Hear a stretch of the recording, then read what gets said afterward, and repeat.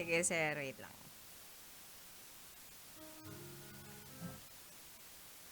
Nakaalis ka na ba ng bansa? Bago ka umalis ng bansa, naging madali ba ang proseso? O naging mahirap ito para sa'yo? Kasi, pag simpleng mamamayan, parang ang daming hirap na kailangang pagdaanan. Kapag simpleng mamamayan, nito lang, may nabalitaan tayong lahat. Na isang taong nakaalis ng bansa nang walang kahirap-hirap. Yung mapapatanong ka ng, paano nangyari yun? Ewan ko kung nakaabot pa sa'yo. May isang Pinoy na kinailangan pang magpakita ng kanyang yearbook para lang mapatunayan na dito siya nag-aral sa bansa. At iba't iba pang mga Pinoy na hindi naging madali para sa kanila ang pag-alis ng bansa. Ang gusto lang naman nilang mangyari, makapagtrabaho sa ibang bansa, kumita ng malaki. Nang sa gayon, ay may maipadala sa kanilang pamilya. Para sa pamilya.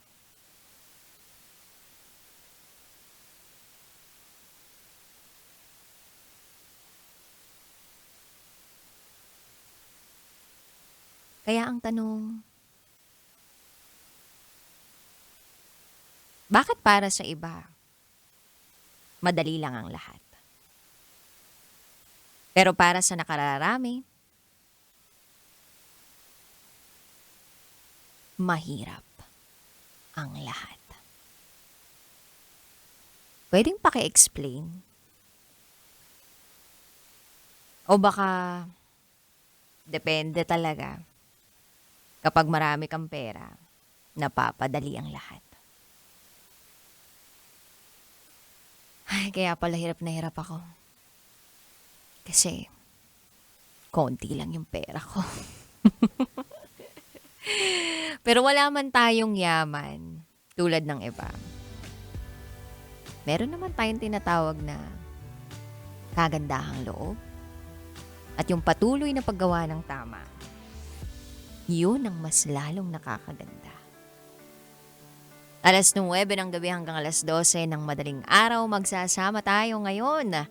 Kapiling ang inyong Pasa Princess, ang Pasa Princess ng Love Radio, DJ Rocky Terra. At eto na nga po, ibibigay ko na ang patikim ng DJ Rocky's Secret Files.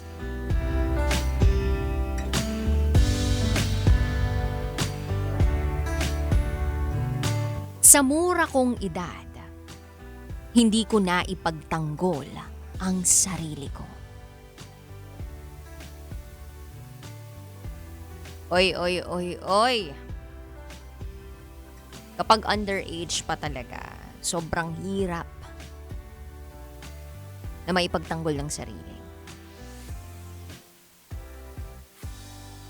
Hindi mo pa alam kung saan ka kukuha ng lakas. O kung tama ba yung magiging desisyon mo. Kung magsasalita ka, ipaglalaban kung anong tama. O magre-react ng hindi maganda kapag hindi na komportable ang mga nagaganap. Abangan mo yan sa aking pagbabalik. Kasama mo si DJ Rocky. And you are listening here sa stasyong number 1 sa mga pet malong gumapang sa kakalsadahan. Tulad na lang ni Ronaldo Ke ng joyride car from Quezon City. Gumagapang yan lagi sa kalsada eh. Ronaldo, ingat-ingat, baka iba naman yung gapangin mo dyan. Charot! 90.7 Love Radio. Up next is DJ Rocky's Secret Files. Sinira ng tatay ko ang pagkababae ko. Siya! May secret affair kami ng office mate ko. Hindi ko matigilan kasi sobrang galing niya sa...